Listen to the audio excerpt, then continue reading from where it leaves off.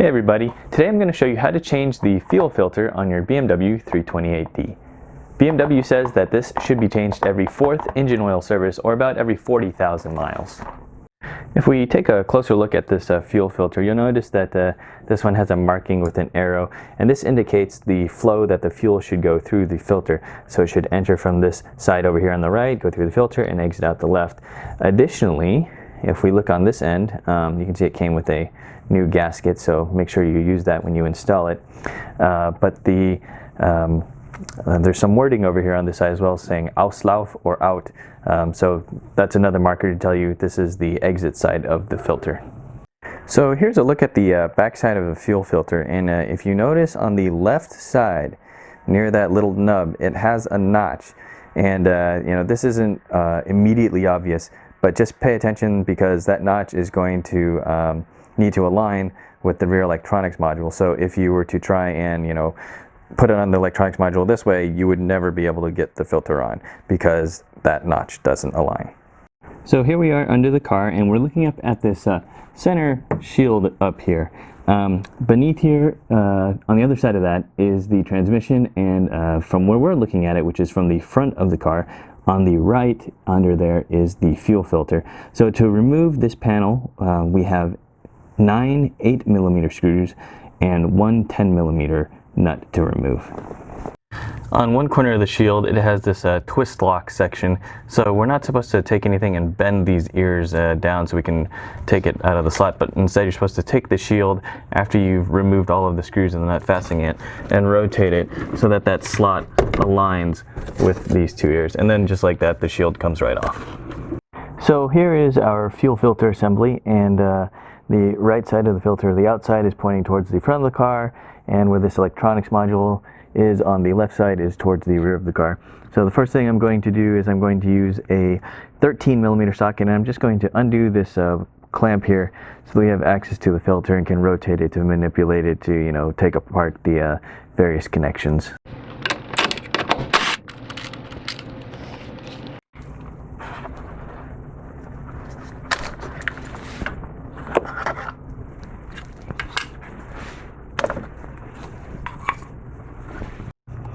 So I want to take a moment to go over the connections to the fuel filter. So we're looking at the rear side now, and you can see that it has this clip assembly. Now on the left side of the picture here, you can see there's a little loop that you can insert something to pry it from. But also, if we go to the other side of this guy right here, you can see that we have the 2 prongs for this clip. So you can also just spread the 2 prongs from this side with your fingers and push the clip out.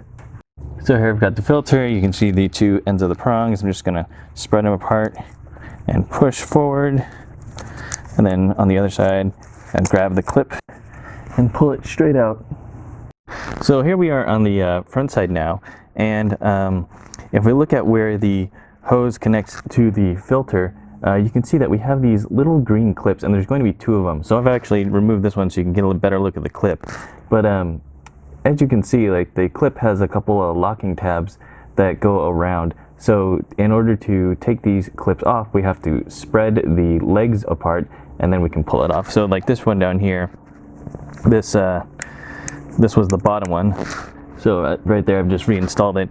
And this bottom one, you can just use your fingers and spread the legs from the top to unlatch it and then pull the clip off out of the bottom. For the top clip, which I still have installed here, you'll need something like a little pick tool. So I've got my little pick here, and once again, like, these legs, they go around, so just get that pick underneath the leg, spread it out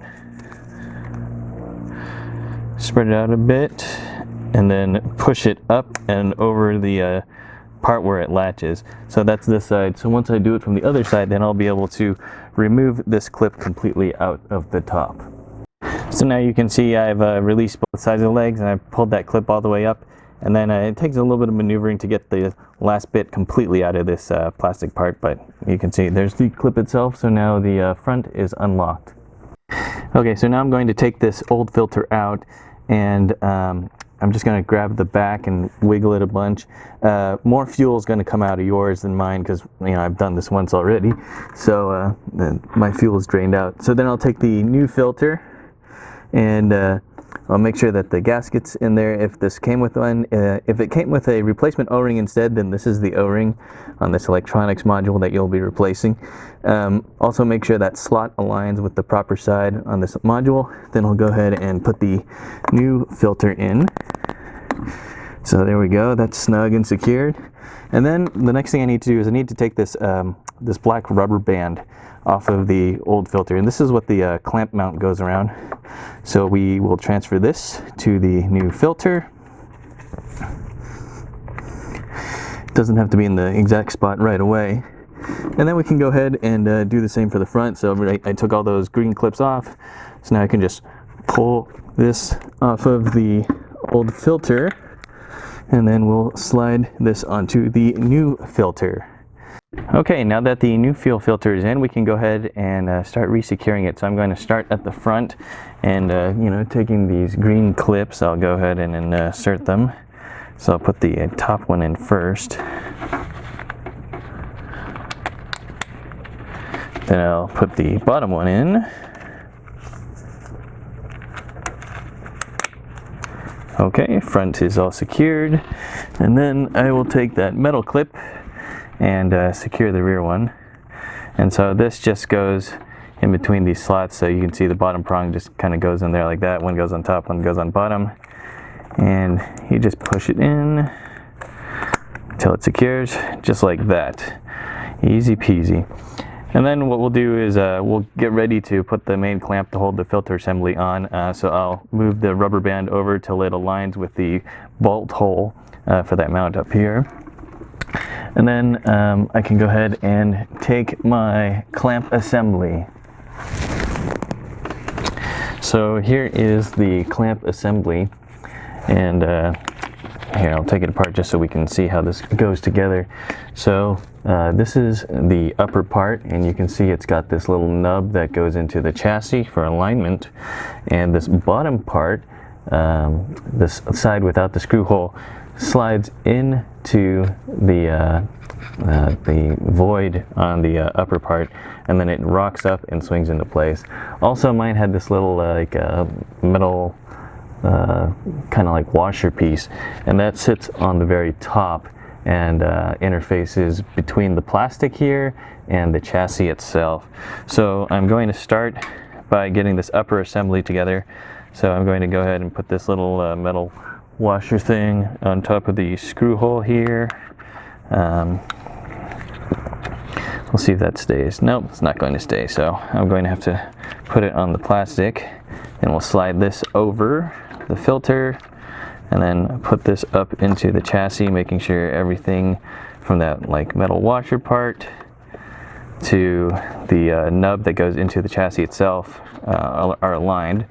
So I have this upper part together. Now I will take the lower part and I'll slide it into that void in the rear and rock it forward up front so that the clamp is there.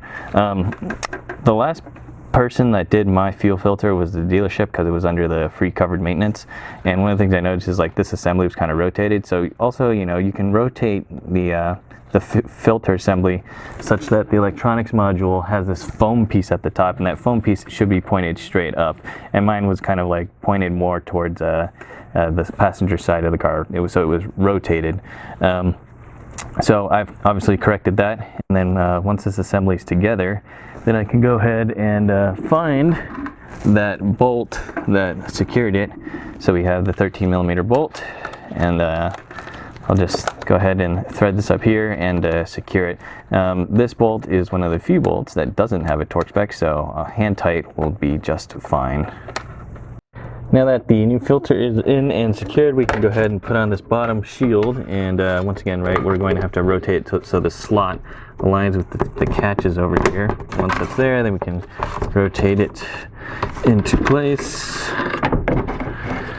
and then we can use our 8mm screws and the 110mm plastic nut to secure this shield to the car. So So one of the things I'm going to do is I'm also going to try and bleed the fuel system or prime the line, since we'd had so much fuel leak out after we removed the filter. Now, BMW doesn't officially say you need to do this, but I'm just trying to prevent, long cranking before the engine fires up while the new fuel is filling the new filter and getting through the line. So in ISTA, after you've connected to your vehicle and read out its information, if you go to Vehicle Management and then Service Functions, and then go to the Powertrain section, Digital Diesel Electronics section, and then Bleeding Fuel System, you can see that we have this procedure over here. And so I'm just going to go ahead and launch that.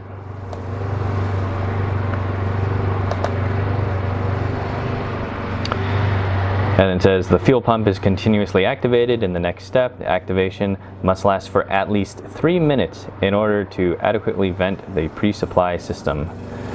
And says also make sure you have at least a quarter tank of fuel in your main fuel tank. So I do, so I'm just going to hit continue. It says we may get some faults and ignore them and then delete afterwards. So okay. So now it's running, and I'll let it go for its 3-minute duration. Okay, procedure's finished. Seems like it's been primed. Okay, now it's saying go ahead and start the car up and just let it sit so that this thing can bleed. We'll see how long it takes to start up.